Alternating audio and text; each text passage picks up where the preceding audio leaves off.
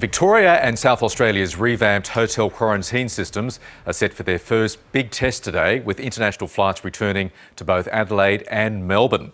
A Sri Lankan Airlines plane landed in Melbourne just moments ago. It is the first international passenger flight since July, when the botched hotel quarantine scheme triggered that state's second wave. A newly formed agency will lead the program, with police providing security, but the Premier, Daniel Andrews, insists no system is free from risk. A flight will also arrive in Adelaide this morning in what will be the first challenge for South Australia's overhauled scheme since the paraffin cluster was seeded from one of the city's Medi hotels. Reporter Rhett Burney is at Adelaide Airport and Steph Ferrier is in Melbourne. Good morning to both of you. Steph, the first plane has just come in. How's the state preparing to welcome these new arrivals? Yes, good morning, Lisa. Well, UL 604 has just landed. As you can see, the Sri Lankan Airlines jet has just touched down at Melbourne Airport and has taxied to the gate now. The passengers on board will be greeted by ADF personnel. There's about 170 ADF workers that are going to be working on this reset quarantine program.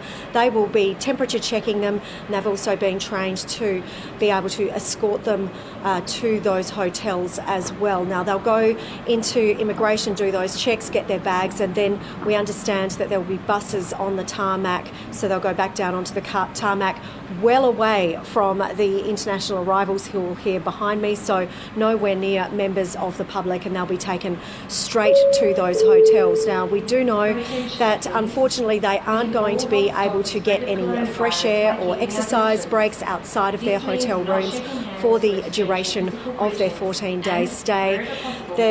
After our deadly second wave, the Premier, Daniel Andrews, really says that they are going to leave absolutely nothing to chance, and while it isn't a completely fail-safe system, they're doing as much as possible by setting up this completely exclusive agency with very clear lines of accountability and with police being in charge of security as well. So that means that there are no security guards involved in this occasion. There are more changes ahead for Victorians, some more freedom, Steph. Yes, that's right. As we've already seen our 37th day of no new cases, we are actually seeing what the Premier is going to be calling a COVID-safe summer setting. So we actually have a raft of changes that are happening. As of today, masks are only going to be required in large, crowded spaces like supermarkets indoors, and here at the Melbourne Airport, of course. You will be able to have 30 visitors in your home and outdoor gatherings of up to 100 people. Density limits will now replace caps in pubs, restaurants and cafes, while the cap on numbers for funerals and weddings will also be removed.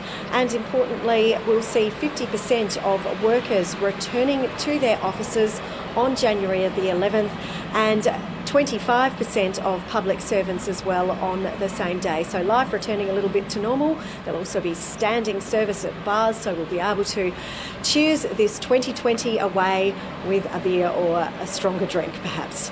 Yes, and there are a few people down in Adelaide, Rhett, who are happy. The passengers have made it in for Christmas, but the journey's not over yet. Not just yet. They've got another 14 days ahead of them before they actually get out of quarantine. Now, they haven't landed yet. We're about an hour away from Singapore Airlines flight landing. A couple of hundred people on board, and they'll go straight into the rejigged hotel quarantine for the 14 days. But they will be out on the 21st, which will give them a couple of days to perhaps get reunited with their family, and maybe even pick up a few Christmas presents as well. But it hasn't been a happy journey for them, that's for sure. There has been a lot going on. A number of international flights were cancelled to Adelaide after that paraffin cluster. So these passengers that are coming in today are literally getting in with the skin of their teeth, and many of them very thankful, you'd imagine, to get here just in time for Christmas. Yes, because like Melbourne, the SA Medi hotel program had to make some changes to try and stop another outbreak. Yeah, it did. So we've seen the removal of security guards. They'll be replaced by South Australian Police as well as Protective Service members as well. And there'll also be a separate quarantine hotel set up for anyone that does test positive to COVID-19. Those people will be moved into that facility. It will be a dedicated facility. Now, health authorities will be watching this closely. Of course, that leakage from November was what caused that second outbreak that we saw that threw the state into lockdown for a number of days. So you can imagine health authorities we're also watching closely today. But many happy families only 14 days away now from seeing their loved ones. All right, Rhett and Steph, thanks very much for the update.